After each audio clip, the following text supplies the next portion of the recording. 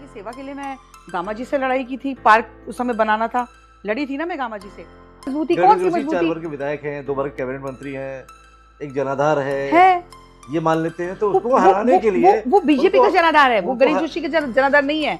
अगर उनका जनाधार होता तो आज बीजेपी की यही लोग गणेश जोशी जी के खिलाफ नहीं बोलते। आपने देखा होगा गामा जी आज खुल करके उनके कामों का व्याख्यान कर रहे हैं। आज नेता हैं अभी इनके बीजेपी के रविंद्र जुगरान जी जो हैं, देखिए अभी खुल करके चर्चा कर रहे हैं। तो हेल्पिंग हैंड है जो समाज के उन मुद्दों को उठा रहे हैं जिसको आज तक बीजेपी का कोई नेता उठाना ही नहीं जानता। इनके पार्षदगण में जानती हूँ नामों को, सब मिल करके लैंड माफिया बने हुए हैं। चलिए मेरे साथ चलिए, आप खाला गांव की बात करिए। आप कौन से गांव की बात करिए, मैं आपको दिखाने लेके चलती बताइए, आप नाम बताइए। सबसे पहले इनको ना जेल भिजवाया तो सोनिया आनंद मेरा नाम नहीं। जय हिंद, जय भारत, जय उत्तराखंड। नमस्कार, मैं अजय नौटियाल और आप देखना शुरू कर चुके हैं सुनिए सरकार।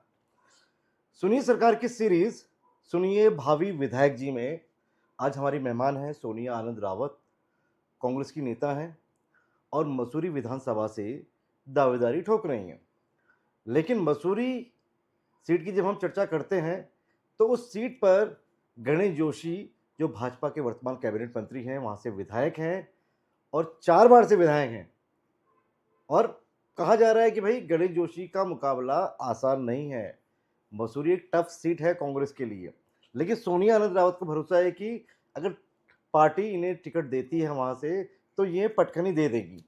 अब इतना कॉन्फिडेंस क्यों है सोनिया जी आपको, इस पर बात कर लेते हैं। सबसे पहले स्वागत। नमस्कार। आपका सुनिए सरकार चैनल के माध्यम से आपके सभी दर्शकों को मैं प्रणाम करती हूँ। क्यों इतना मुस्कुरा रहे हो? क्या गम है जो कांग्रेस पार्टी से छुपा रहे हो? क्योंकि प्रयास तो पहले भी किए। बिल्कुल, प्रयास करना तो हमारी सफलता नहीं मिली, तो नहीं, इस बार क्यों लग रहा है कि प्रयास करना हमारा उद्देश्य होना चाहिए। और हम प्रयास भी ना करें इस जीवन में तो वो तो सबसे बड़ी निर्लज्जता और सबसे बड़ी जो है बेवकूफ़ी होगी कि हमें प्रयासरत रहना चाहिए। और हमारे आदरणीय हरीश रावत जी भी ऐसा ही कुछ कहते हैं। लेकिन उनको भी टिकट नहीं मिल रहा। कोई बात नहीं, ये तो पार्टी है, पार्टी के पार्टी देखिए, पार्टी मुझे मिले ना मिले, मैं तो जनता के लिए हूँ, मैं जनता के लिए काम करना चाहती हूँ। टिकट ही कोई टिकट ही कोई बहुत बड़ा एजेंडा थोड़ी ना है। बहुत सारे काम है इस दुनिया में करने के लिए। हम लोग समाज में हैं, हम समाज के लोगों के लिए जीना चाहते हैं। और मसूरी विधानसभा चुनना मेरे लिए बहुत ही सौभाग्य की बात है कि वहाँ की जनता मुझे प्यार दे रही है। क्यों मसूरी? इसलिए कि मुझे लगता है मसूरी को पहाड़ों की रानी कहा गया है और उस रानी का जो अनादर है वो मुझसे नहीं देखा जाता। उस अनादर के तौर पर मैं एक महिला होने के नाते मैं चाहती हूँ मसूरी को जो चीजें चाहिए थी, जो नहीं मिला है आज तक, उसकी वाणी बनकर मैं उभरूं और उसके लिए कार्यरत। क्या नहीं मिला? 4 बार का विधायक मिल गया, 2 बार के कैबिनेट मंत्री हो गए गणेश जोशी, कह रहे मसूरी का पूरा विकास कर दिया। क्या नहीं मिला मसूरी? किस विकास की चर्चा करना चाहेंगे आप? कौन से विकास की मैं बात करूं, आप बताइए। कौन सा विकास का सवाल करना चाहते हैं आप मुझसे? और मसूरी की जनता से जाके विकास की कहानियां पूछिए ना, आप ग्राउंड जीरो पर जाके लोगों से पूछिए, तब आपको पता चलेगा कि क्या विकास हुआ है। हमने जब सवाल ये मंत्री से हम जब करते हैं सवाल, वो कहते हैं भाई अगर मैं काम नहीं करता तो 4 बार से जीत क्यों रहा होता लगातार। अब मोदी लहर की अगर बात भी कर लें तो 2014 से मोदी लहर है, चलिए 2 बार के विधायक हो गए, लेकिन उससे पहले भी तो चुनाव जीते हैं ना। पहली बार का तो मौका दे दिया जनता ने। कहीं ना कहीं हमारी कांग्रेस की कमजोरियां थी, मैं स्वीकार करती हूँ, तभी तो उनको मौका मिला। लेकिन दूसरी बार मोदी जी, तीसरी बार मोदी जी, 2 बार की लहर में वो झूला झूल गए। अब तीसरी बार का झूलना बहुत कठिन है। झूला नहीं झूलने दोगे? बिल्कुल नहीं। इस बार हम झूले पर चढ़ने भी नहीं देंगे। हम कोशिश करेंगे कि झूले पर ना चढ़े, और चढ़ भी गए तो आप देखते जाइएगा कि चुनाव कैसा रहेगा। ज्यादा बड़े बोल नहीं कहती हूँ, और इसको बाद में भी जरूर चलाइएगा। इतना कॉन्फिडेंस कैसे आता है आपको? इतना कॉन्फिडेंस इसलिए आता है कि मैं जनता के बीच में हूँ। मैं उस गांव तक पहुंची हूँ जिस गांव तक 15-20 साल से हमारे शक्तिमान जी नहीं पहुंचे हैं। शक्तिमान कौन है? ये शक्तिमान देखिए, बड़ा सम्माननीय नाम है शक्तिमान। मैं इसलिए कहती हूँ कि जो व्यक्ति घोड़े से मुकाबला कर सकता है तो वो शक्तिमान हो गया, लेकिन वो ताकत उन्होंने विधानसभा में नहीं दिखाई।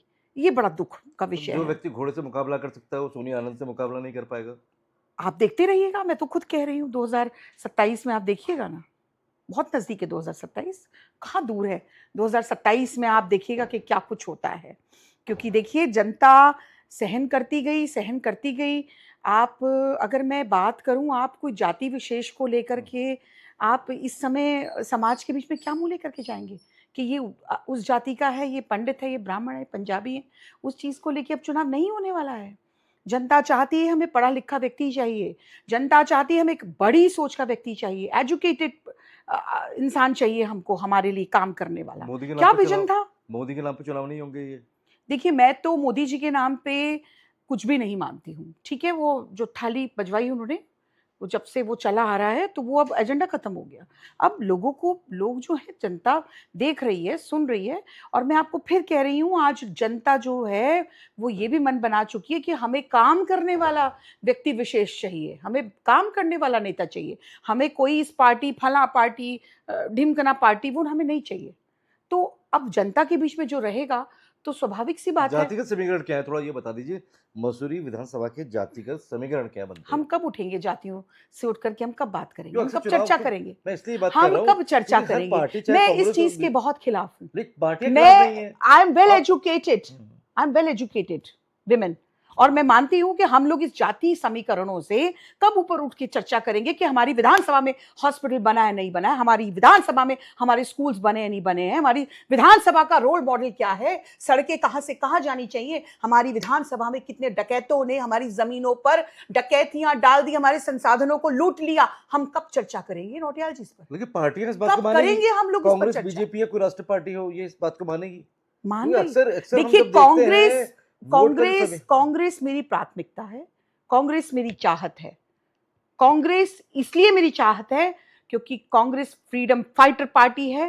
कांग्रेस ने कभी भी, आज तक भी, कोई जातियों को मतभेद करा करके वोट बैंक इकट्ठा करने की नीति नहीं चली है। कांग्रेस एक इंटेलेक्चुअल्स की पार्टी है। आप देखिए कहां हमारी कांग्रेस में सब पढ़े लिखे व्यक्तित्व हैं। आज तक जो फ्रीडम की अगर हम बड़ी बड़ी बातें करते हैं तो वो आज कांग्रेस को मैं समर्पित मानती हूं उस चीज के लिए। आज आप लोगों ने भाजपा का जो एक वर्स्ट जो फेस है, आज उन्होंने सोनिया गांधी जी को बार डांसर तक कह डाला। किस चीज को, हम इस चीज को कैसे सहन कर रहे होंगे आप सोचिए। ये इन लोगों की प्राथमिकता रहती है कि हम किसी महिला के आचरण को कैसे बिगाड़ें, हम उसको कैसे नीचा गिराएं। लेकिन कभी कांग्रेस पार्टी की विचारधारा आपने देखने की कोशिश करी है? राहुल जी को पप्पू बनाने के लिए इन्होंने पूरा अपना खाका बिछा दिया, चाहे सोशल मीडिया के माध्यम से, चाहे आप फेसबुक के माध्यम से, चाहे चैनल्स के माध्यम से। नहीं बना पाए ना। ही इज एजुकेटेड हमने पर्सनैलिटी देखा कि और उसकी जो सोच है वो दिखाती है। वही सोच आज हम युवाओं के साथ है। आई एम वेल विमेन, और मैं चाहती हूँ कि मैं क्षेत्र में काम करूं। आपने कहा कांग्रेस चाहत है, तो क्या गोदावरी थापली भी आपकी चाहत है? बिल्कुल चाहत है, क्योंकि 2 बार बिल्कुल चाहत वो है। कांग्रेस की चाहत रही और उन्होंने कांग्रेस ने उनको टिकट दिया, और इस बार गोदावरी थापली भी मसूरी विधानसभा से दावेदारी ठोक रही हैं। आप सुनिए, मेरे लिए वो मेरी बहन है, आदरणीय है। वो इसलिए है कि उन्होंने एक ऐसे समय पर पार्टी के फार्म पे खड़ा होकर के मुकाबला किया, और ऐसे शक्तिमान मंत्री का जो धन बल से हर चीज से बहुत मजबूत है, उन्होंने पार्टी का साथ दे करके, और आज भी वो खड़ी है। तो क्यों नहीं, मेरे लिए तो वो भी सम्माननीय है। मेरे लिए कांग्रेस का हर व्यक्ति सम्माननीय है। जो कांग्रेस का झंडा उठाता है, मेरे लिए वो यहाँ है, यहाँ पर है। लेकिन कहा जा रहा है कि इस बारी ये चर्चाएं भी कि गोदावरी थापली को पहले भी टिकट दिया है, पहले चुनाव हार गई हैं। देखिए, तो इस मैटर में मैं इसलिए नहीं बात नए चेहरे को करूंगी। मौका दिया जाए, मैं तो क्या आपको लगता है कि नए चेहरों को मौका देना चाहिए? देखिए, ये कांग्रेस को? पार्टी का आपको पार्टी का अलग विचार हो देखिए, सकता है, आपका विचार क्या है? मेरा काम है टिकट मांगना। मैं कहती हूं कि आप सर्वे कराइए, अगर आपको लगता है कि सर्वे में जो व्यक्ति है उसको टिकट दीजिए आप।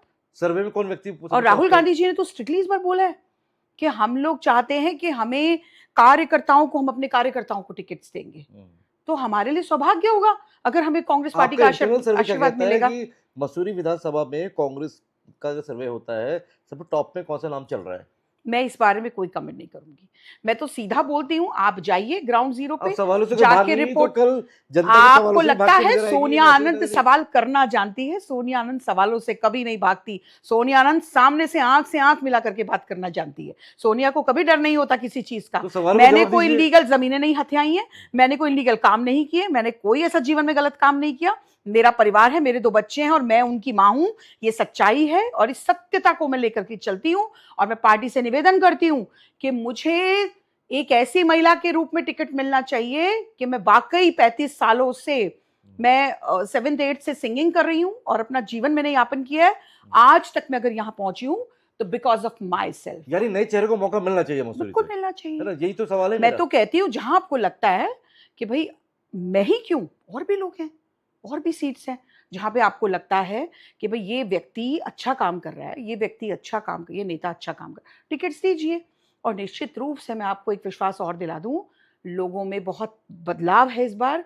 लोग चाहते हैं, अच्छे काम करने वाले हैं, विजन वाले लोग। विजनरी बनना पड़ेगा हमको, विजन चाहिए हमको। जब तक हमारा विजन नहीं होगा, आप ये देखिए 20 सालों से आप क्या एक रोड मैप नहीं तैयार कर पाए? आपने देखा लोगों के वो ब्रेक शूज खराब हो रहे हैं, गाड़ियां ले लेके 10-10 घंटे का जाम है। किस विधानसभा की बात करते हैं? दीजिए मुझे, मैं बनाऊंगी रोड मैप। कायाकल्प हो कान जाएगा। पकड़ के मैं रोड मैप बनवाना जानती हूँ। कौन सा अधिकारी नहीं काम करेगा? अरे इतना अपने अंदर पहले वो अपना जज्बा तो लेके आइए काम नहीं, करने का। ये तो बिना जब विधायक, ये तो आप बिना विधायक बने भी काम करवा जब लेंगे शायद। मैं तो कर ही रही हूँ, आपने तो देखा होगा, विधायक बनने की जरूरत क्यों है? हर रोज करती हूँ। विधायक बनने की जरूरत क्यों है? गणेश जोशी जी को रहने दीजिए। बिल्कुल क्यों नहीं जरूरत है? हम महिलाएं आगे नहीं आए? मतलब आप तो महिला विरोधी लग रहे हैं मुझे, नहीं, नौटियाल जी। महिला विरोधी नहीं लग रहा हूँ, क्योंकि यहीं पे मेरा सवाल है कि चर्चा ये भी है कि गणेश जोशी जो है वो अपनी बेटी नेहा जोशी को भी आगे कर सकते हैं। चलिए, मैं महिलाओं के साथ भी खड़ा हो गया। कौन है नेहा जोशी? गणेश जोशी की बेटी। अच्छा, लाडली हैं, आपने लाडली महिला बेटी, विरोधी की बात की लाडली तो बेटी हो गई मैं ना। नारी शक्ति पे आ गया। मैं बिल्कुल, अब हाँ। नारी शक्ति पे ही आ गया मैं। अब अरे मैं तो कह रही हूँ कि आप 33% किए जा रहे हो। हम तो कह रहे आधी आबादी करिए ना, 50% दीजिए ना महिलाओं को। आइए ना, महिलाएं आएंगी, संभालेंगी।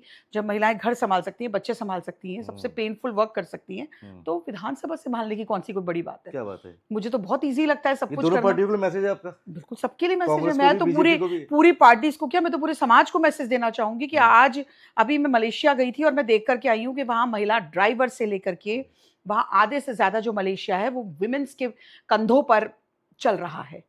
तो आज जब जब उत्तराखंड की लड़ाई में महिलाओं की सबसे बड़ी सहभागिता हो सकती है, तो विधानसभा में क्यों नहीं? उत्तराखंड में एक महिला मुख्यमंत्री होनी चाहिए थी बिल्कुल 25 होनी 26 चाहिए सालों थी, में। होनी बिल्कुल चाहिए होनी थी। चाहिए, हो जाएगी। हो जाएगी। कौन होगा? अब जो भी होगी महिला जो अच्छा काम करेगी वो आएगी आगे। आपकी मुस्कुराहट बता रही है ओ कि बाप रे, बस बस आपका बस इशारा खुद की तरफ है। बस इतनी मैं अभी इतनी बड़ी नहीं हूँ। अभी मुझे अपने जीवन में जो समय मिला है, जो समय मेरे पास बचा है, मुझे नहीं पता 5 साल, 10 साल, 15 साल, उसमें मुझे समाज हित के लिए बहुत सारे काम करने हैं। जी। मुझे कोई निजी स्वार्थ नहीं है। इस चैनल के माध्यम से बोल रही हूँ, जैसी मैं आज हूँ वैसी भी आगे रहूंगी। लेकिन विधानसभा के लिए मैं ऐसा कुछ करना चाहती हूँ कि वो वाकई कायम हो। उस पत्थर पर लिखी इमारत का एक शेर है ना, कि पत्थर की इमारत पर लिखी वो लिखावट बताएगी कि मैंने बुजुर्गों के सपनों को कैसे साकार किया क्या है। बात है? तो वो चीज मैं चाहती हूँ कि वो चीजों को हम लोग लेके आए और महिलाओं को एक सम्मान भरा जीवन मिले और महिलाएं सम्मानित होकर के कार्य करें जो वो करना चाहती हैं। महिलाओं के सम्मान से आगे चुनाव की तरफ भी चलते हैं। दोनों को मिलाकर एक सवाल है मेरा। जब चुनाव आते हैं तो साम दाम दंड भेद कहा जाता है कि राजनीति, सारे अस्त्र शस्त्र दाग दिए जाते हैं। हमने देखा हरीश रावत जब चुनाव में उतरे, 2022 का चुनाव था, एक रिपोर्ट आई कि कांग्रेस सत्ता में वापसी कर रही है, लेकिन उससे पहले मुस्लिम यूनिवर्सिटी का एक बम फूटा। कहीं ना कहीं हरीश रावत को हरीशुद्दीन कर दिया गया, कहीं ना कहीं एक संप्रदाय से, धर्म से जोड़ दिया गया, और कहीं ना कहीं उसका नुकसान भी कांग्रेस को हुआ। वहीं गणेश गोदियाल जब प्रदेश अध्यक्ष बने, उनकी जालीदार टोपी लगा के एआई के माध्यम से, अलग अलग माध्यम से ऐसा कहा गया, उसकी सोशल मीडिया में सर्कुलेट की गई और ये बताने की कोशिश हुई कि कांग्रेस पार्टी जो है तुष्टिकरण की राजनीति चलती है। कहीं ना कहीं जो नेता हैं उनके चरित्र हनन की भी कोशिश होती है। ऐसे में डर तो नहीं लगता सोनिया आनंद को, क्योंकि सोनिया आनंद बड़ी बुलंदी से अपनी बात को रखती है कि कहीं, क्योंकि सामने जो विधायक है, 4 बार का विधायक है, कहीं वो साम दाम दंड भेद की राजनीति में आ जाएं, तो सोनिया आनंद, क्योंकि मैं कहूँगा कि राजनीति में जब आप कुछ नहीं कर पाते तो कहीं ना कहीं चरित्र हनन की राजनीति शुरू हो जाती है। तो उसके लिए क्या? नथिंग, मेरे लिए कोई बड़ी इश्यूज नहीं, मेरे लिए कुछ भी इश्यू नहीं है। और महिला के बारे में चरित्र हनन की बातें करने वालों से पूछो कि आपको तो सुप्रीम कोर्ट ने भी अलाउ नहीं किया कि आप किसी महिला से सवाल करें। पहले तो आप उसकी तरफ विचार करिए, तो आप कैसे किसी महिला के चरित्र को एक्सप्लेन कर सकते हैं? क्योंकि अक्सर हम देख रहे हैं पिछले कुछ समय से इस तरह की घटनाएं हो रही हैं और राजनीति। कैसा चरित्र हनन, क्या चरित्र हनन? अरे किस बात, किसका, कौन क्या करेगा, मुझे तो ये समझ में नहीं आता। आप कामों की चर्चा कीजिए, मैं तो बार-बार ये मैं बात कहती महिलाओं हूँ। की बात नहीं कर रहा हूँ, ये बात मैं कर रहा हूँ, ये पुरुषों हुँ, की बात भी कर रहा हूँ, क्योंकि मेरा सवाल आप मुझे किसी समझिएगा, बात का, मेरा सवाल समझिएगा। आप रोज़ करिए मेरा चरित्र गणेश हनन, गोदियाल सुन, आपके पास कुछ होगा तभी तो आप करेंगे मैं ना। उसी पे आ रहा हूँ, मेरा सवाल उसी हाँ। पे है। मैं जब चरित्र हनन की बात कर रहा हूँ, तो मैं महिलाओं की बात नहीं कर रहा हूँ, मैं इसमें पुरुषों को भी रख रहा हूँ, मैं सबकी बात कर रहा हूँ इसमें। हुँ। जैसे गणेश गोदियाल को अब लेकर के देखिए कहीं वो न तो कहीं बीजेपी का, चरित्र हनन करने की वो कोशिश तो की गई। बीजेपी का सिस्टम ही ऐसा है। अब देखिए हरीश रावत जी, आदरणीय हरीश रावत जी के लिए इन्होंने क्या-क्या अभी पोस्टर आपने देखा होगा, कितने गंदे तरीके से इन लोगों ने अपने बीजेपी के मैं उसी फेसबुक पोस्टर पेज वॉर पे की डाले बात हुए कर हैं। रहा हूँ। उसके बाद हमने वहाँ पुलिस लाइन में जो है धरना दिया, हुँ, हरीश रावत जी के साथ हम लोग वहाँ बैठे रहे पूरा दिन, हुँ, और तब वो हटाई गई पोस्ट। हुँ। तो बीजेपी का तो सिस्टम ही ऐसा है, आप उस जानते पोस्टर तो हैं। वॉर से कैसे निपटोगे? आप ये बताइए कि दिखने में बीजेपी बिल्कुल अलग है और अंदर अंदरूनी क्या-क्या चल रहा है। अभी तक हमारी अंकिता बेटी के आपने हत्यारों को नहीं अभी तक जेल में हुँ, डाला, हुँ, हैं? इतने इतने बड़े-बड़े खुलासे हो जाते हैं, आप किसी का नाम तक नहीं लेते हैं, है ना? आप ये बताइए ना, आपका सिस्टम तो फेलियर सिस्टम है। हुँ, आज तक आप लोगों ने उत्तराखंड में जो कार्य होने थे, हुँ, मेरा जॉर्ज एवरेस्ट आपने बेच दिया। हुँ, क्या उनको समझ नहीं आई कि जॉर्ज एवरेस्ट कैसा, जहाँ पे हमारे एक पहाड़ी आदमी ने उसको डेवलप हुँ। किया, जो कि मैं नाम मिस कर रही हूँ, रतन रतन सिंह आई थिंक, उन्होंने उसको वहाँ पर एक शोध किया, हिमालय की पूरी ऊँचाई को नपाई करी, वहाँ पे पूरा म्यूज़ियम बना हुआ है। हुँ। आपने उसको तक बेच दिया, तब आपको शर्म नहीं आ रही है। आप दूसरों के चरित्र हरण करेंगे, आप गणेश गोदयाल जी का चरित्र हरण हुँ। हरण करने का काम कर रहे हैं, आप हरीश रावत जी को कर रहे हैं। अरे पहले आप ये देखिए ना कि आपने तो अपने अपने उत्तराखंड को ही बेच दिया। अलग-अलग पेजेस बन गए हैं सोशल मीडिया में। हाँ, वो तो उनका काम ही ऐसा है, वो क्या करेंगे? पेजेस ही तो बनाएँगे। जो आदमी आप मुकाबला कैसे ज़मीन करोगे? पर, यही मेरा सवाल है। मुझे आपने इस मुकाबला करने की ज़रूरत ही नहीं है, जनता करेगी मुकाबला। अच्छा, बिल्कुल, जनता करेगी मुकाबला, मैं आपको बता रही हूँ ये बात।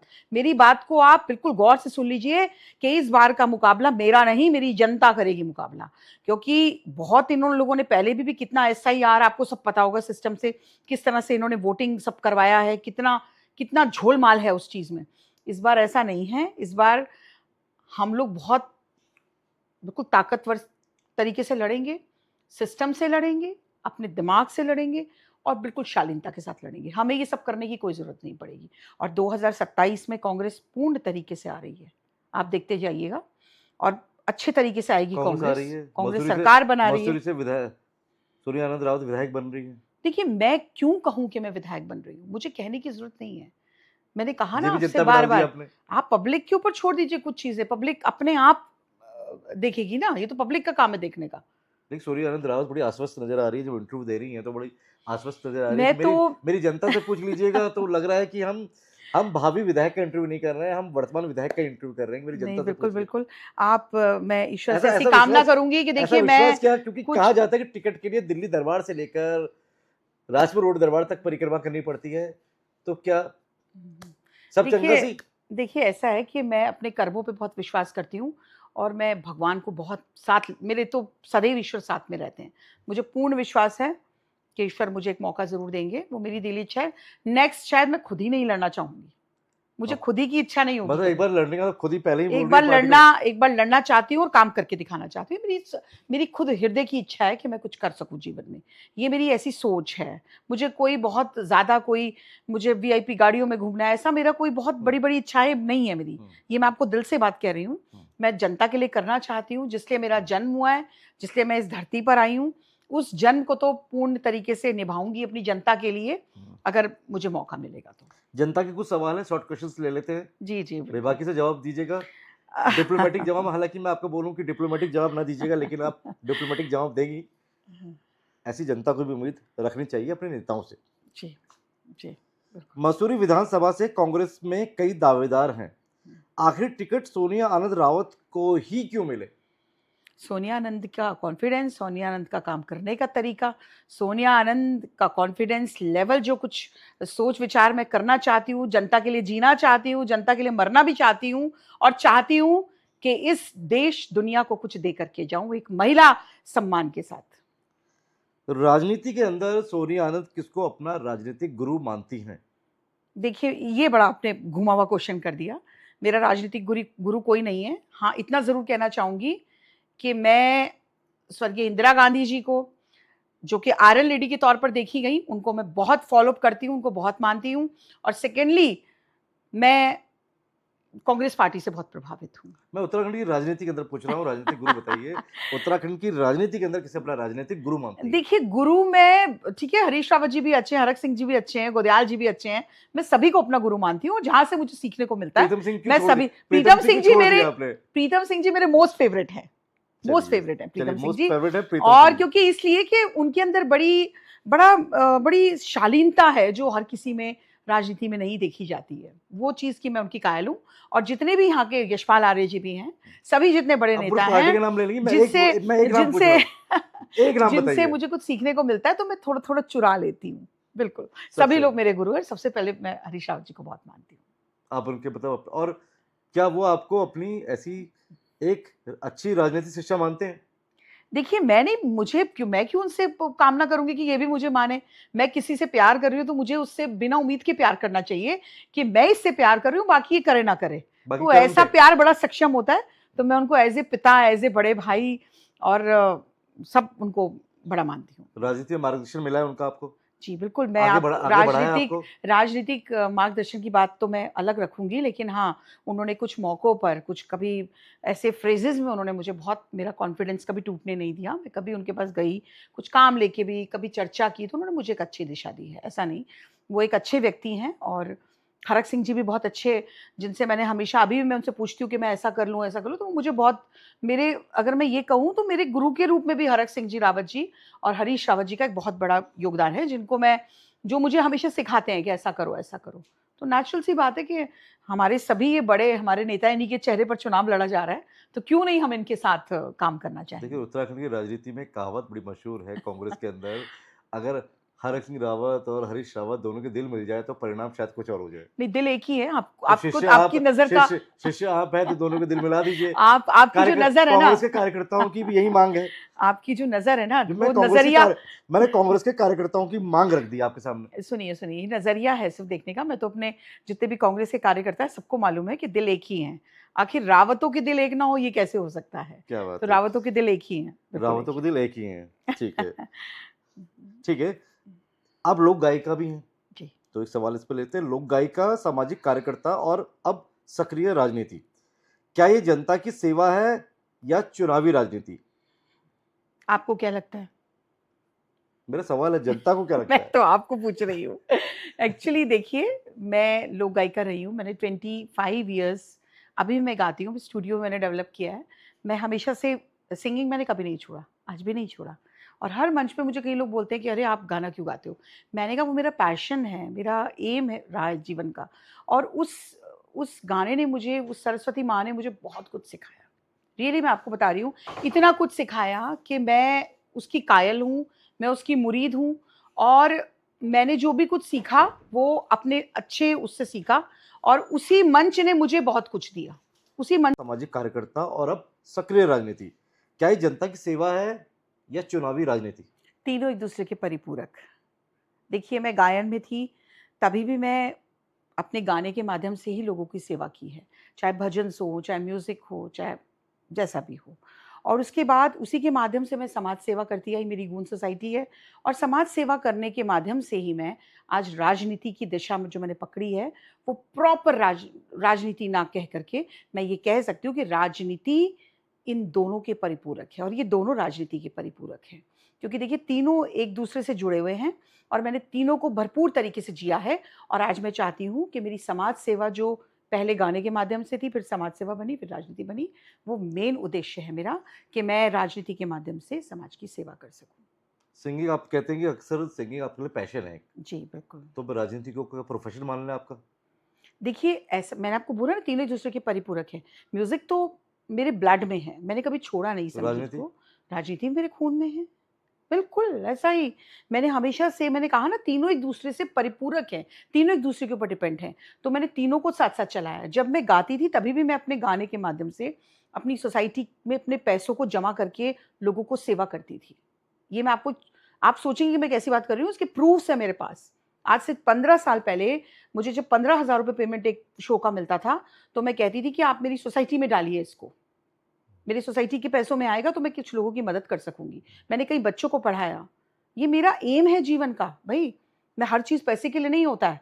मुझे क्या जरूरत है आज पैसे लगते की? मेरे पास सक्षम हूं मैं, मेरे बच्चों के लिए जो चाहिए था वो है मेरे पास उतना, और मेरे बच्चे लायक बने, ये मेरी ऐसी कामना है कि वो कभी बुरा रास्ता ना पकड़ें, हमेशा उनका रास्ता बहुत अच्छा हो। एक अच्छे अधिकारी के रूप में देखना चाहती हूँ, उत्तराखंड की सेवा के रूप में देखना चाहती हूँ अपने बच्चों को भी, और मैं भी उसी दिशा में चलना चाहती हूँ। इतना सा मेरा ये एक एम है जीवन का। मसूरी सीट पर आप अकेली दावेदार नहीं हैं। अगर किसी दूसरे चेहरे को टिकट मिलता है, तो क्या आप बिना किसी शर्त उसके लिए प्रचार करेंगी? It's a very difficult question, क्योंकि मैं समझती हूँ कि मुझे प्रचार अपना या किसी प्रतिनिधि का नहीं करना है, मुझे प्रचार कांग्रेस का करना है, और कांग्रेस पार्टी मेरे खून में बसती है। कांग्रेस के साथ धोखा करना मेरे लिए सबसे बड़ी जिसे कहते हैं ना, बहुत पाप होगा मेरे लिए अगर मैं कांग्रेस के साथ कभी ऐसा बुरा सोचूं, क्योंकि राहुल गांधी जी, आज प्रियंका गांधी जी, सोनिया गांधी जी मेरी प्रेरणा स्वरूप हैं। मैं कभी भी कांग्रेस के साथ धोखा नहीं कर सकती। कांग्रेस पार्टी मुझे जैसा आदेश देगी मैं उस आदेश पर खरी उतरूंगी। अगर पार्टी आज की तारीख में आपसे कहें कि आपको संगठन में शामिल करते हैं और आपकी ज़रूरत संगठन में ज़्यादा है, चुनाव बाद में देखेंगे, तो क्या आप मान लेंगी? हाँ, मैं मान सकती हूँ। मुझे काम करने को चाहिए। अब चाहे विधानसभा का काम हो या संगठन का काम हो, काम तो काम है। संगठन के माध्यम से सेवा करेंगे। मैंने कहा ना, मेरा उद्देश्य जनता की सेवा करना है। आज जनता की सेवा के लिए मैं लड़ती भी हूँ लोगों से। मेरे कोई अपनी पर्सनल किसी से कोई लड़ाई नहीं होती है। लेकिन जनता की सेवा के लिए मैं गामा जी से लड़ाई की थी, पार्क उस समय बनाना था। लड़ी थी ना मैं गामा जी से। हालाँकि मैं उनको व्यक्ति विशेष के तौर पर बहुत अपना भाई स्वरूप ही मानती हूँ। और आपको एक बात बताती चलूँ कि जब वो चुनाव लड़े थे तब मैं किसी पार्टी में नहीं थी। लेकिन मैंने उनको व्यक्ति विशेष की वजह से कई लोगों को अपने फ़ोन किया कि उनको इस बार वोट डालिए। तो लेकिन जनता की लड़ाई थी, पार्क की लड़ाई थी, तो मैंने खूब लड़ी, दबा के लड़ी। मुझे नहीं खूब डर लड़ी हुआ। मर्दानी वो तो। झांसी वाली सोनिया थी। उत्तराखंड की सोनिया थी। तो ये है कि जहाँ लड़ने की ज़रूरत होगी तो वहाँ लड़ूँगी मैं, गणेश ऐसा नहीं। जोशी एक मजबूत नेता माने जाते हैं। आप कैसे कह सकते हैं कि मजबूत नेता है? 4 बार के विधायक, मैंने 2 कहा ना बार के आपको, कैबिनेट मंत्री, इसका तो मैंने शायद आधार यही है। आप सबसे पहले तो मीडिया उनको मजबूत नहीं, कहना छोड़े। मेरा सवाल मैं पूरा सबसे ले लूँ। पहले मीडिया उनको मजबूत कहना छोड़े। क्या मजबूत की बात चलिए, करते गणेश हैं आप? जोशी कैसी मजबूती? गणेश कौन-सी जोशी 4 मजबूती बार के विधायक हैं, 2 बार के कैबिनेट मंत्री हैं, एक जनाधार है, है? ये मान लेते हैं, तो वो उसको वो हराने वो के वो लिए वो बीजेपी उनको का जनाधार है, वो उनको गणेश ह जोशी का जनाधार नहीं है। अगर उनका जनाधार होता तो आज बीजेपी की यही लोग हुँ, गणेश जोशी जी के खिलाफ नहीं बोल रहे होते। आपने देखा होगा, गामा जी आज खुल करके उनके कामों का व्याख्यान कर रहे हैं। आज अभी एक और है, क्या नाम है उनका, एक और नेता हैं अभी इनके बीजेपी के, रविंद्र जुगान भी रविंद्र प्रचार। जुगरान जी जो हैं, देखिए अभी खुल करके चर्चा कर रहे हैं। तो मेरा सवाल इनके एक यही है ना। दीपक जोशी जी हैं, मैं आपको बताती चलूं, आरएसएस के व्यक्ति हैं, वो भी मैं बहुत इंप्रेस हूँ उस व्यक्ति से। क्यों? इसलिए कि उन्होंने क्या-क्या फैक्ट्स डाले हुए हैं, आप उनकी फेसबुक खोल के देखिए जरा। मतलब आप कह रहे हैं कि कांग्रेस वाला काम बीजेपी के नेता कर रहे हैं आप मैं भी लोग। तो कर रही हूँ। आप तो कांग्रेस अरे की हैं ना? भाई, आप तो कांग्रेस की हैं, लेकिन जो बीजेपी वा कड़ी मैं कर रही हूँ, जो कार्य मैं कर रही हूँ, उनके अपने लोग कर रहे हैं। आप ये देखिए, आपके इसका हेल्पिंग हैंड डिफरेंस। है ये लोग। आप मैं हेल्पिंग हैंड की बात क्यों करूँ? मैं क्यों करूँ हेल्पिंग? ये हेल्पिंग हैंड है समाज के। मजबूत कर रहे हैं ना आपको। कांग्रेस को ये मजबूत कर मुझे रहे हैं। मजबूत की अलग बात है। ये समाज के हेल्पिंग हैंड है, जो समाज के उन मुद्दों को उठा रहे हैं जिसको आज तक बीजेपी का कोई नेता उठाना ही नहीं जानता। इनके पार्षदगण मैं जानती हूँ नामों को। हुँ, सब मिल करके लैंड माफिया बने हुए हैं। ऐसा है। चलिए मेरे साथ चलिए। मतलब कह रहे हो मसूरी में आप तेरे लैंड खाला माफिया। गाँव की बात करिए, आप कौन से गाँव की बात करेंगे, मैं आपको दिखाने लेके चलती हूँ। बताइए, आप नाम और बताइए। सबसे पहले इनको ना जेल भिजवाया तो सोनिया आनंद मेरा नाम आप नहीं। कह रहे हो गणेश जोशी को आप जेल भिजवा देंगी आप? मैं गणेश जोशी का कब बोला मैंने आपको? आपने नहीं, आप आपके सुनने में गलती हो गई, आप रिकॉर्ड अभी सुनिएगा दोबारा से। मैंने ये कहा कि जो हमारे संसाधनों को बेच रहा है, कौन बेच रहा जो है? हम कौन बेच रहा है? बीजेपी के नेतागण, तो नेताओं का नाम तो होगा। बीजेपी के पार्षदगण, नाम तो होगा पार्षद। बीजेपी के पार्षदगण, वो मैं आपको नाम समय आने पर बताऊंगी। आप देखते जाइएगा। चलिए, मतलब गणेश जोशी पाक साफ है। और गणेश जोशी पाक साफ है। कुछ एक पार्षद गड़बड़ कर रहे बिल्कुल हैं। नहीं, बिल्कुल नहीं पाक साफ है। वही पाक साफ नहीं है। बिल्कुल नहीं, उन्हीं की शरण में तो हो रहा है ये सब काम। हे प्रभु, हे प्रभु, तेरी शरण में आया हूं, जमीन का कर दो साइन, हो गए और आ गई जमीन, सरकारी जमीन है, आराम से जोलमाल तो हो आप रहा कह है। रहे हैं कि सबकी मिली भगत है, आप ये कह रहे हैं। बिल्कुल, विधायक विधायक से का ऐसे हाथ और नेतागण मालामाल, ये हो रहा है। और नेतागण कौन? बस सब जगन्नाथ बीजेपी बन के गए वहां सारे पर। पार्षद, भूपेंद्र कटहैत से लेकर मैं कहूँ, यहाँ नौटियाल है जाखन का पार्षद, मैं दिखाती हूँ, आप चलिए मेरे साथ, हाँ। है ना। एक दो और हैं, एक सर्वो सर्वा जो बने हुए हैं, और उसके बीच में एक दो लोग और भी हैं जिनको मैं पर्सनली जानती हूँ, समय आने पर सब चीजें खोलूंगी, जिन्होंने बड़े बड़े लैंड माफिया बन गए। खाला गांव में अब जेल बहुत भिजवा बड़ा, बस सोनिया खाला आनंद इतनी गांव ताकत रखती है कि में इन्हें जेल बिल्कुल भिजवा देगी। ताकत रखती है। सोनिया आनंद बहुत ताकतवर है। सोनिया आनंद ने गलत काम नहीं करे, कभी जमीन पे भी नजर नहीं डाली होगी, ली भी होगी तो अपने पैसे से ली होगी, अपनी मेहनत से ली होगी। बोलो कहाँ है सोनिया आनंद ने, कहाँ इलीगल काम किया? तो ऐसे लोगों को, वो भी इन भ्रष्टाचारियों को जिन्होंने संसाधनों को बेच दिया और सब विधायक की और मंत्री की शरण, शक्तिमान मंत्री की शरण में हो रहा है, और वाह वाह, और हम कहे कि नहीं नहीं पाक साफ है। कैसे कह दूं पाक साफ है? कुछ काम नहीं करा है। लेकिन आप ये आपने एक चीज और देखिए, बोली है, आप पहले मेरी बात सुनिए। सुनाइए, कांडली में इतना सुंदर सरकार को गांव है, सुनाइए, कांडली में आपके माध्यम से सुनाऊंगी। सुनिए सरकार। आपने सुनिया सरकार बनाया, तो तो सुनिए सरकार। आपके सुनियो सरकार, अजय नौटियाल जी ही उसके वो हैं और बहुत अच्छा बोलते हैं, तो आप ही के माध्यम से ये बात सरकार तक पहुंचनी चाहिए। सुना दीजिए। देखिए, कांडली एक बहुत सुंदर गांव है, एक ठीक जगह है। दूर दराज हमारे पास बहुत अच्छे अच्छे गांव हैं। ठीक आप है। बिलीव करेंगे वहां पर आज हमारे पास एक टावर नहीं है, फोन वहां पर सिग्नल्स आप कह की रहे हैं नेटवर्क प्रॉब्लम, की प्रॉब्लम है वहां पे? सिग्नल्स की problem. You believe it? Can you believe it? तो करेंगे आप विश्वास मेरी बात पे? इतने, जिस मसूरी को अंग्रेजों के समय से देखा जाता है, मसूरी और हमारा बद्रीनाथ केदारनाथ चार धाम जो है हमारे, ये हमारे उत्तराखंड का वो चेहरा है, वो मुखौटा है जिसको देख करके उत्तराखंड को पहचाना जाता है कि ये उत्तराखंड की पावन धरती है।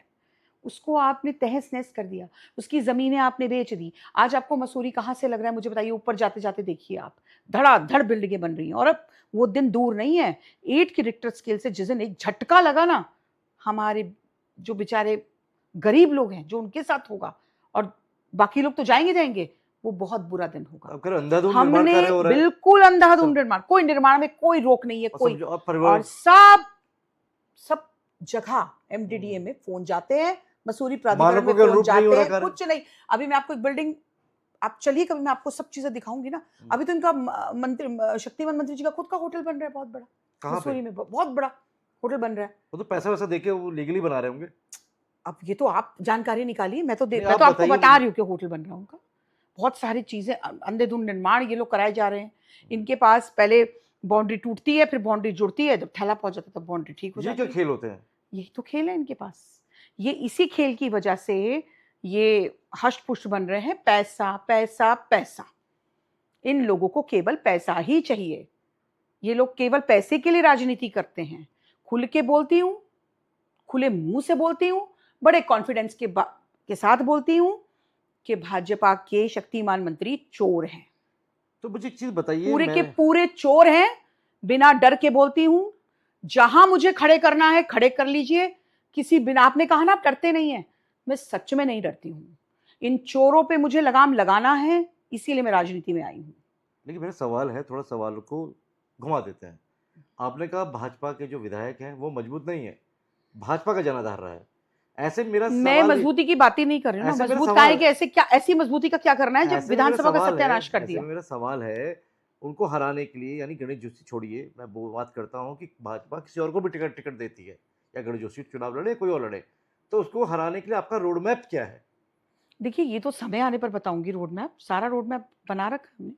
क्यों नहीं? हमारी पार्टी इस बार जीतेगी, कांग्रेस पार्टी जीतेगी। क्यों संगठन सोनिया स्तर में आनंद, गोदावरी कमजोर? थापली नहीं जीतेगी। इस बार हमारी कांग्रेस पार्टी फतेह हासिल करेगी, और हम काम करेंगे विधानसभा नहीं में, सोनिया जी, जो भी कोई जीते। संगठन स्तर पर अक्सर हम देखते हैं कि कांग्रेस जो है, चलिए आप कह रहे हैं कि आप मजबूत दावेदार हैं, लेकिन कहीं ना कहीं संगठन स्तर पर कांग्रेस कमजोर नजर आती है। कैसे कह सकते हैं आप? ये बात तो कांग्रेस भी स्वीकार करती है। हाउ कैन यू स्पीक के कांग्रेस कमजोर है? बिल्कुल नहीं स्वीकार करती। किसने, कहाँ पे स्वीकार किया मुझे बताइए? जो नेता कहीं है, नहीं, जो कार्यकर्ता है, वो कहीं स्वीकार नहीं। जब करते से हैं कि भाई गोदयाल जी और करण महाराज जी ने पूरी संगठन हमारा मजबूत किया, खड़ा किया, आए दिन लड़ाइयां लड़ी हैं। अंकिता बेटी का जो मसला था, अगर आज करण महाराज जी ने उसको दबा के, उसको जो है, हमने सड़क से लेकर सदन तक उसकी आवाज उठाई, हर रोज हमारा धरना प्रदर्शन चला है, तब जाके तो कहीं पे ये सब चीजें हुई हैं। नहीं तो संगठन मजबूत हुआ है कांग्रेस का, आप बिल्कुल कह रहे हो। हमारा कांग्रेस का संगठन मजबूत है। और देखिए, कई बार ऐसा होता है, कई बार लगता है कि किसी क्षेत्र में कमजोर है, किसी क्षेत्र में कैसा है, लेकिन ऐसा नहीं है। ऑल ओवर तरीके से काम कर रही कांग्रेस पार्टी। कांग्रेस पार्टी को कोई डर नहीं है। इस बार कांग्रेस आएगी, और 2027 में कांग्रेस पार्टी सरकार यानी आप कह रहे हो संगठन भी मजबूत है और दावेदार भी मजबूत है, ये कहना चाह रही है? देखियो, निश्चित रूप से कोई कहने की बात ही नहीं है ना। जब संगठन मजबूत होगा तो दावेदार खुद भी खुद मजबूत हो गया, है ना। तो वो वाली बात तो है ही। और हम लोग काम करना चाहते हैं, हम करेंगे कांग्रेस पार्टी के अच्छा, एक झंडे बात कहा जाता है कि कभी कभी विरोधी की का कोई अच्छा कार्य है, उसकी भी तारीफ कर देनी चाहिए।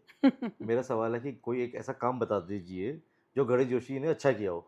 घोड़े को मार गिराया, और इससे अच्छा काम क्या होगा? मसूरी देखिए, विधानसभा के अंदर घोड़ा और मंत्री जी। मसूरी विधानसभा के अंदर कोई एक अच्छा काम बता दीजिए गणेश जोशी का, जो उन्होंने कोई एक अच्छा काम किया हो। मुझे नहीं लगता, मेरी नज़र में ऐसा कोई अच्छा काम नहीं है। इसके लिए मैं कुछ माफ़ी चाहूँगी, क्योंकि मैंने उनका अच्छा काम नहीं देखा। अ, लोगों के मरने जीने पे ज़रूर पहुँच जाते हैं वो, थोड़ा-सा कंधा-बंधा दे देते हैं, गरीब लड़कियों की शादी में 10,000 रुपए देते हैं, ये उनके अच्छे काम कह सकती हूँ। इसके अलावा अगर मैं किसी बड़े कार्य की बात करूँ, तो मुझे नहीं लगता कि उन्होंने कोई अच्छा काम किया। ऐसा कोई बहुत आज आप बड़ा देखिए, आज हमारे बच्चों को, मैं इसलिए ये दर्द मेरा निकल रहा है, मैं इतने मैचेज़ में जाती हूँ मुख्य अतिथि बन के, हमारे बच्चों के पास एक खेल का मैदान नहीं है, एक फुटबॉल ग्राउंड नहीं है। लानत है ऐसे मंत्री पर, लानत है ऐसे नेता पर, लानत देती हूँ मैं, खुल कर के लानत देती हूँ। क्या आपके पास कोई विज़न ही नहीं था कि आप एक ग्राउंड वहाँ पर बना देते? ये बड़े आप सोचिए, खुद सोचिए इस चीज़ को, कि हमारे पास इतना हमारे पास रोड मैप होना चाहिए था एक, बहुत अच्छा रोड मैप, कि अगर उत्तराखंड से गाड़ी जा रही है, अब कहीं-कहीं इन्होंने माल देवता साइड से रास्ता खोल दिया, सारे एक्सपेरिमेंट कर रहे हैं, but they are totally failed. सब चीज़ें फेल्ड हैं इनकी। अरे भई, आप अधिकारियों के साथ बैठ के कोई तरीका निकालिए, आपको चिंता ही नहीं है। आप तो और कृषि विभागों की बात कर रहे हैं। आपसे एक प्रीतम जी ने सवाल क्या किया कि बताइए हमारे साल भर की कितनी हमारी जो है उत्पत्ति होती है अनाजों प्रॉपर की? अनाज आपके फसल। पास प्रॉपर, आपके पास उसका जवाब नहीं था। आप किस तरह के कृषि मंत्री हैं? बताइए ना। बड़ा सिंपल सा सवाल था। कोई बच्चा भी बता देता, भई जितना आपका बीज जा रहा है, जितना पैसा जा रहा है, उतना ही आपकी वो होगी, लेकिन आपके पास इसका जवाब नहीं था। तो आप कैसे मंत्री बना दे रहे हैं आप ऐसे लोगों को? भई, एक सेना से भागे हुए व्यक्ति को आपने पहले नेता बनाया, चलो स्वीकार किया। उसके बाद आप मंत्री बना दे रहे हैं। पहले तो धामी सरकार को ही लपेटे में लो, कि आप ऐसे अनएजुकेटेड पीपल्स को कैसे आप लोग इतना आगे वो कर रहे हैं? पहले तो धामी जी से सवाल करो ना, धामी जी को कटघरे पर खड़े करो। बहुत, देखिए, मैं ये नहीं कहूँगी कि मैं पर्सनली गणेश जोशी पर अटैक कर रही हूँ, बिल्कुल नहीं। मैं एक ऐसे आदमी पर अटैक कर रही हूँ, जिसको कि 20 साल से ज़िम्मेदारी मिली मसूरी विधानसभा की, उसमें आप फेल साबित हो रहे हैं। चलिए, ये जिम्मेदारी अगर आपको मिल जाए, कल आप विधायक बन जाए, तो पहले 100 दिन में क्या कार्य करेंगी? ये भी बताऊँ मैं आपको? जनता को बताइए। मुझे मत बताइए, जनता को बताइए आप। देखिए, सबसे पहले ट्रैफिक रोड मैप, ट्रैफिक की दिक्कत खत्म होनी चाहिए मसूरी से। दूसरी बात, मुझे लगता है आज स्कूल्स की बहुत ज़रूरत है। आज जितने हमारे सरकारी स्कूल थे, वो सब बंद कर दिए गए। उनको हम बहुत अच्छे तरीके से ऑर्गेनाइज़ कर सकते थे। एड हॉक बेसिस पर हमें टीचर मिल, बहुत सारे I have lots of ideas. मेरे आइडियाज़ की बात मत करिए आप। और आइडियाज़ ही नहीं है, मैं उसको धरातल पर उतारना भी जानती हूँ। बहुत तरीके होते हैं, बहुत विभागों से आप मदद ले सकते थे, लेकिन आपने नहीं ली। आप वहाँ पे फेल साबित हो सकते हैं। और सबसे बड़ी समस्या, एक हॉस्पिटल। आप ये देखिए, इतनी बड़ी पहाड़ों की रानी में एक अस्पताल ढंग का नहीं। अरे नेताजी, मंत्री जी, कुछ तो विचार किया होता, कुछ तो सोचा होता। अस्पताल में, अगर अस्पताल में 1-2 डॉक्टर बढ़ाए भी होंगे, वो भी उसी हॉस्पिटल में। अरे भई, उसको हम और अच्छे तरीके से ऑर्गेनाइज़ कर सकते थे। उसमें हम और डॉक्टर्स लेके आ सकते थे, मशीन्स ऑर्गेनाइज़ कर सकते थे, लेकिन आपने कुछ नहीं किया।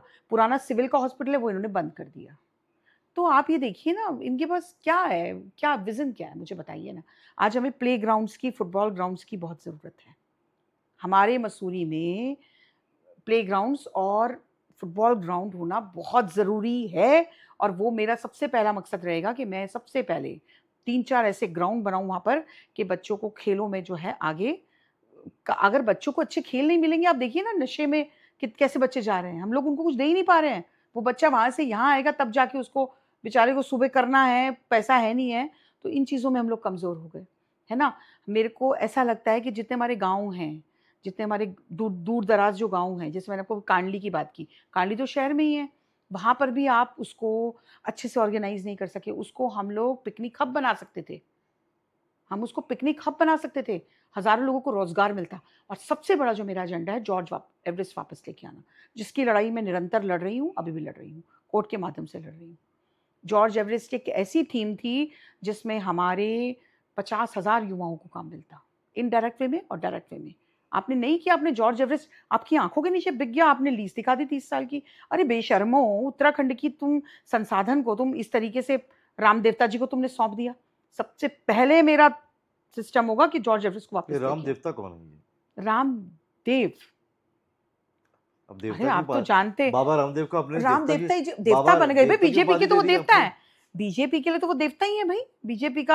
बीजेपी उनको देखिए ना कितना बाबा बड़ा रामदेव बीजेपी के जॉर्ज देवता हैं। एवरेस्ट जैसी जमीन दे दी, वहां हेलीकॉप्टर चलवा दिए, आप ये देखिए देवता ही तो हो गए, और क्या हो गए, देवगण हो गए वो तो इसलिए देखिए ना मतलब ऐसे बहुत सारे एजेंडे हैं जो मैंने भी प्लानिंग्स में है मेरी। मुझे यूथ के लिए अच्छा, आप इतने सालों में एक यूनिवर्सिटी नहीं दे सके मसूरी को, इतने सालों में 20 सालों में आप एक कॉलेज और यूनिवर्सिटी नहीं दे सके। आप कह रहे विजन नहीं रहा। लानत, मैं कह रही लानत, मैं सच में बहुत इरिटेट हो जाऊंगी। मुझे नहीं लगता कि इस पे हमें चर्चा ज्यादा करनी चाहिए, बहुत हाइपर हो जाती हूँ मैं कि आपके पास यूनिवर्सिटी का एक माध्यम था, आप बनाते कोई बढ़िया यूनिवर्सिटी, आप चलो हाइपर को कूल डाउन डीआईटी करता हूँ। डीआईटी जैसी यूनिवर्सिटी राज कर रही है हमारी सरकार से, क्यों नहीं एक यूनिवर्सिटी आप दे पाए, क्यों नहीं दे पाए? उन गरीब बच्चों का ख्याल किया होता? खाली आप 4 बच्चों की फीस देके, 10 बच्चों की फीस देके आप महान नेता बनने की कोशिश कर रहे हैं। आपके पास तो सब कुछ था, सिग्नेचर्स थे आपके पास, आप कुछ भी चाहे करवाते। जाइए ना दिल्ली, जाइए दिल्ली दरबार हाजिरी लगाइए और कहिए कि मुझे यूनिवर्सिटी चाहिए, मुझे स्कूल्स चाहिए। क्यों नहीं मिलेंगे? मेरे जैसे तो लेके आती, धरने बैठ जाती, बैठती मैं सरकार के मंत्री के बाहर, केंद्रीय मंत्री के बाहर कि मेरी को यूनिवर्सिटी चाहिए, मेरी मसूरी के लिए दो मुझे यूनिवर्सिटी। कोई रोक के दिखाए? अरे आपके अंदर एक इच्छा शक्ति होनी चाहिए, इच्छा शक्ति नहीं है आपके अंदर। आपने कहा कि आप हाइपर हो जाती है सोच के, मुझे तो मैं दुख कूल होता है, डाउन मुझे दुख होता है, मैं कूल डाउन कर मैं देता हूँ। दुखी होती हूँ सब चीजें देख के। हमारे उत्तराखंड का हाल क्या हो चुका है आज, मुझे बताइएगा। इतनी लड़कियां गायब हो रही हैं, कोई किसी के पास, सब केसेस को दबाने में लग रहे हैं। हमारा यूथ आज पता है आपको कहाँ है? नशे में।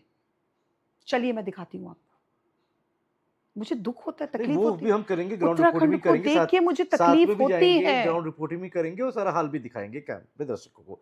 लेकिन सवाल है मेरा, मैंने कहा आप हाइपर से थोड़ा कूल डाउन करते हैं और सवाल ले लेते हैं। बहुत अच्छा सवाल है एक, जी, इस समय कांग्रेस की लड़ाई भाजपा से है या कांग्रेस की लड़ाई कांग्रेस के अंदर ही है? बिल्कुल नहीं है। कांग्रेस की लड़ाई कांग्रेस से क्यों होगी? कैसे कह सकते हैं आप? खाइए विद्या कसम। कांग्रेस की लड़ाई तो बीजेपी से भी नहीं है।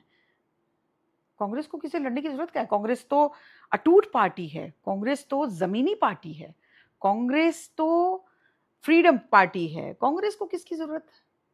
कांग्रेस तो अपने आप में आज भी कांग्रेस है, कल भी कांग्रेस थी और कांग्रेस आने वाले कई सालों तक रहेगी। इसी पे एक सवाल है, आपने पहले अपनी पार्टी के कुछ नेताओं पर खुलकर सवाल उठाए थे अपने पे, क्या आज भी वही सोच रखती हैं या अब सब ठीक है?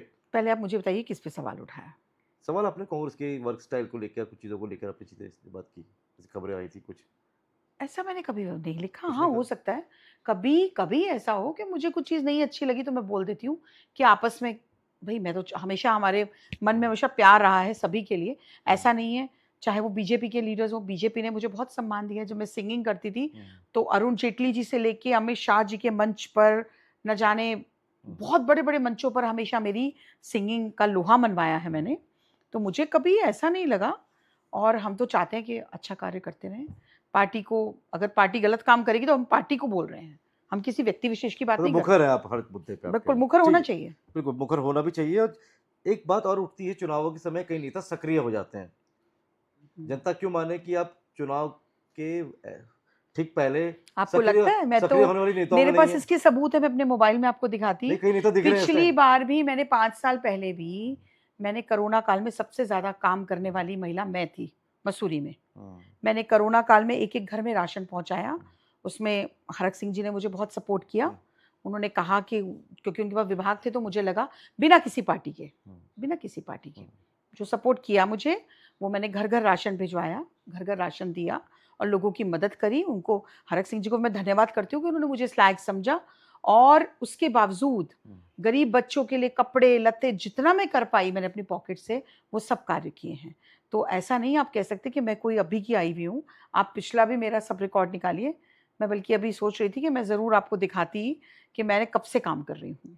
वो भी देखेंगे। और इसी बात पे एक लाइन पे जवाब दे दीजिए, जी। क्या आप दिल से मानती हैं कि इस समय आप कांग्रेस से मसूरी सीट से सबसे मजबूत दावेदार हैं? मानना चाहिए मुझे, मैं महिला हूँ और औरत हूँ, लड़ सकती हूँ। लड़ सकते हैं। गुतारू थापले भी यही कह के लड़ रही हैं कई बार से। कोई बात नहीं, वो लड़ेगी तो उनको भी सपोर्ट करेंगे, बहन है हमारी। मैंने इस कहा बार ना, आप लड़ेंगी? मैंने कहा ना, आपने मुझसे जो सवाल किया मैंने उसका जवाब दिया, लेकिन उसके बाद आपका सवाल ये था कि वो भी मजबूत हैं। बिल्कुल, नहीं अगर वो भी लड़ेंगी। आपने कहा महिला हूँ लड़ सकती हूँ, कांग्रेस का एक कैंपेन था। वो भी महिला है, सोनिया उनको भी लड़ना सो, चाहिए। मैंने कहा देखिए प्रियंका मौका गांधी तो एक ही, प्रियंका मौका प्रियंका तो एक गांधी ही ने को मिलेगा कैंपेन ना। चलाया कि लड़की हूँ लड़ सकती हूँ। जी। आपने वही कही बात यहाँ दोहराई, महिला हूँ लड़ सकती हूँ। तो मेरा जवाब इसी पे था, सवाल इसी पे था। गोदावरी थापड़ी भी महिला है, वो भी लड़ रही हैं कई बार बिल्कुल से। सम्मान है उनका पूरा, खैर, उनका पूरा रैपिड फायर राउंड खेलते हैं, एक लाइन में जवाब दीजिएगा और जो मन में इमेज है, पिक्चर है, वो खट से बताइएगा, कोई ब्रेक नहीं, सोचना नहीं, दिमाग पे जोर मत डालिएगा। गणेश जोशी, मुर्दाबाद, हरीश रावत, जिंदाबाद, करण महारा, जिंदाबाद, आंसर रिपीट नहीं होना चाहिए। करण महारा, जिंदाबाद। हरीश रावत, एक बहुत अच्छे वक्ता और एक बहुत अच्छे नेता, जन नेता। कांग्रेस, मेरे जीवन का आधार, मेरे खून में कांग्रेस, मेरी रग रग में कांग्रेस। भाजपा, भाजपा इज अ जातिवाद पार्टी जो जातियों को बंटवाने का काम करती है। हरक सिंह रावत, एक मुखर नेता, एक जज्बाती आदमी और लोगों के लिए लड़ने वाले। गणेश गोदियाल, इंटेलिजेंट, इंटेलेक्चुअल, समझदार। प्रीतम सिंह, शांत प्रिय नेता, वजनदार बात करने वाले, अपनी बातों को तब रखते हैं जब उसकी जरूरत होती है। क्या आपको टिकट मिलेगा? मिल सकता है। सरकार बनी तो मुख्यमंत्री कौन होना चाहिए? वो व्यक्ति जो उत्तराखंड के भविष्य की चिंता करे, वो व्यक्ति विशेष, वो नेता जो उत्तराखंड के लिए ये सोचे कि उसका विजन होना चाहिए, उसका विजन उत्तराखंड की सेवा का होना चाहिए, ना कि खुद की सेवा का। मसूरी का सबसे बड़ा मुद्दा? George Everest. राजनीति या समाज सेवा? राजनीति, समाज सेवा एक दूसरे के पूरक। एक शब्द में सोनिया आनंद रावत। संघर्षशील महिला, 2 बच्चों के साथ अपने जीवन को जीने वाली महिला, बोल्ड महिला, समाज को अपना जीवन समर्पित करने वाली महिला। अगर सर्वे में आपका नाम आगे हो और टिकट फिर भी किसी और को मिले तो क्या करोगे? तकलीफ दे तो होगा, लेकिन फिर भी काम नहीं छोड़ूंगी, काम करूंगी, क्योंकि मेरा ध्येय हमेशा से काम करने का रहा है। क्या मसूरी में इस बार चुनाव गणेश जोशी बनाम कांग्रेस होगा या गणेश जोशी बनाम सोनिया आनंद रावत? दोनों भी कह सकते हैं, कांग्रेस और सोनिया आनंद। एक चीज बताइए। सोनिया आनंद हो सकता है। एक लाइन में बताइए, गणेश जोशी की सबसे बड़ी राजनीतिक ताकत क्या है? लोगों को बेवकूफ बनाना। अगर आज गणेश जोशी आपके सामने बैठे हों तो उनसे पहला सवाल आप क्या पूछेंगी? मैं पूछूंगी चिल्ला चिल्ला कर कि तुमने मसूरी विधानसभा का बेड़ा गर्क क्यों किया? क्यों किया मसूरी विधानसभा के साथ अन्याय? 20 सालों से मसूरी विधानसभा को वो क्यों नहीं दिया जो मसूरी विधानसभा का हक अधिकार था? अब अधिकार देने के लिए मैं आई हूं, अब तुम बैठो और हमारी बारी। एक लाइन में कोई संदेश जो इस इंटरव्यू के माध्यम से हम आपसे ना पूछ पाए और आपको अपनी अभिव्यक्ति का पूरा अधिकार हो। मैं अनुरोध करती हूँ अपनी जनता से, बड़ी भावुक महिला हूँ, समझदार हूँ, जीवन को जीना जानती हूँ, जीवन को जिया है, संघर्षों के बावजूद भी सरवाइव किया है। और इस बार का मौका, मैं ये नहीं कहती कि सोनिया आनंद को दो, लेकिन इस बार का मौका उस व्यक्ति को दें जिसके पास दिमाग है, जिसके पास काम करने की क्षमता है, जिसके पास लड़ने की क्षमता है, जो हर घर का भला कर सकता है। और वो कौन है ये आप खुद ही अंदाज लगाइए। मेरा अनुरोध है मेरी जनता से। और मैं सुनिए सरकार के माध्यम से अजय नौटियाल जी को बहुत बहुत दिल से शुभकामनाएं और बधाई देती हूँ कि आप दिनों दिन निरंतरता के साथ इसी तरीके से आगे बढ़ते रहें, अच्छे सवालों के साथ। आप जैसे पत्रकार, इंटेलिजेंट इंटेलेक्चुअल पत्रकार बहुत कम होते हैं। मेरी शुभकामनाएं। यूं ही किसी की तारीफ नहीं की जाती, कोई तो मुकम्मल जहां बन जाता है, और वो आप हैं। इस तरीके से मैं आपकी तारीफ जो कर रही हूँ वो दिल से निकल रही है, बनावटी नहीं है।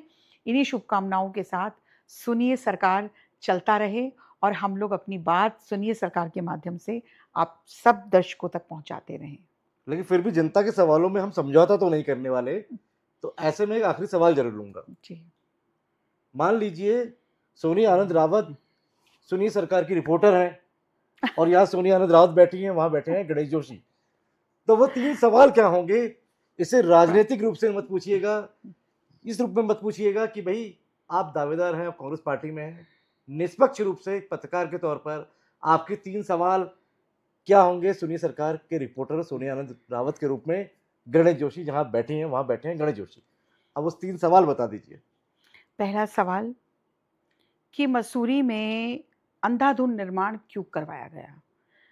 इसमें जोशी जी की भी पूरी ही सहभागिता रही होगी। ऐसा तो नहीं कि नहीं रही होगी शक्तिमान जी की सहभागिता। शक्तिमान जी के बिना तो पत्ता भी नहीं हिल सकता था। लेकिन उसके बावजूद भी अंधाधुंध जितना भी जो हो रहा है कार्यरत, जो अभी भी जवाब बड़ी-बड़ी नहीं, बिल्डिंग्स सवाल बन रही, पूछिए, वो सवाल क्यों हो पूछिए। रही हैं? क्यों हो रही हैं? और दूसरा सवाल, पानी को तरस रहा मसूरी क्यों? आपकी 94 या 94 करोड़ की जो योजना थी, जो मसूरी में आपने लागू की, वो फ़ेल क्यों साबित हुई? आज भी घर-घर पानी नहीं, आज भी बहुत सारे क्षेत्रों में पानी नहीं, ऐसा क्यों? क्यों जोशी जी? क्यों शक्तिमान जी?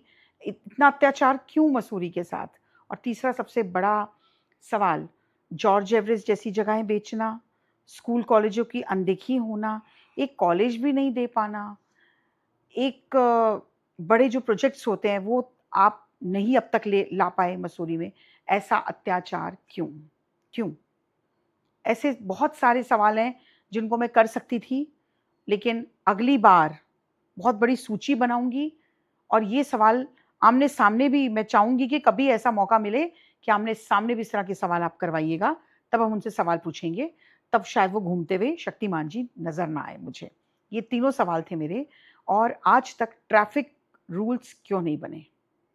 आज बाहर से जो टूरिस्ट आते हैं, टूरिस्ट हमारे लोगों के लिए भगवान हैं और एक सबसे बड़ा चलते-चलते जो सवाल मेरे दिल में रह जाएगा और जिसके लिए मैंने बहुत आवाज़ भी उठाई, वो है हमारे रेहड़ी पटरी वाली बहनें और भाई।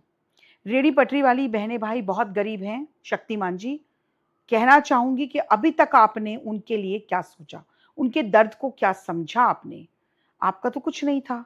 रोड पर एक छोटे-छोटे फ़ोल्डिंग्स लगा के बैठने वाले लोगों को भी आपने इतना बुरा व्यवहार किया उनके साथ कि उनको उठा कर के आपने पटक दिया। और आज तक आपके पास उसका जवाब नहीं है कि उनको क्यों पटका गया। मेरा एक सबसे बड़ा एजेंडा आपके आपके माध्यम से बोल रही हूँ कि सबसे पहला जो मेरा एजेंडा होगा, अपनी रेहड़ी-पटरी वाली बहनों के लिए एक पहाड़ी मार्केट देने का। वो मैं चाहती हूँ उन्हें कि लखपति जब दीदी मैं बना दीजिए। जी, मुझे लखपति बनाने की ज़रूरत नहीं नहीं, है। ये मैं योजना है चाहूँगी बीजेपी कि की, वो लखपति खुद बने। बीजेपी की योजना है लखपति दीदी। वो भी मैं आपको समझाऊँगी कि वो क्या एजेंडा है, वो क्या बेवकूफ़ बनाया जा रहा है। मैं चाहती हूँ कि अपनी बहनों के लिए एक पहाड़ी मार्केट बनाऊँ, जिसमें छोटा-छोटा उनको दुकान मिले, ताकि वो अपने जीवन यापन कर सकें, अपने बच्चों को अच्छे स्कूलों में पढ़ा सकें। हमको रोज़गार देना है, हमको लखपति नहीं बनाना है, हमको उनको पैसा नहीं बाँटना है, हमको उनको रोज़गार देना है। रोज़गार से ही हमारी महिला आप महिला सशक्तिकरण की बातें करते हैं, कौन-सा महिला सशक्तिकरण हुआ है, ज़रा मुझे समझाएँगे आप? आपने समूह बनवा दिए बैंक्स को लेकर के, बेवकूफ़ बनाया उनको, उनको आप लोन के झांसों में फँसाने का काम कर रहे हैं।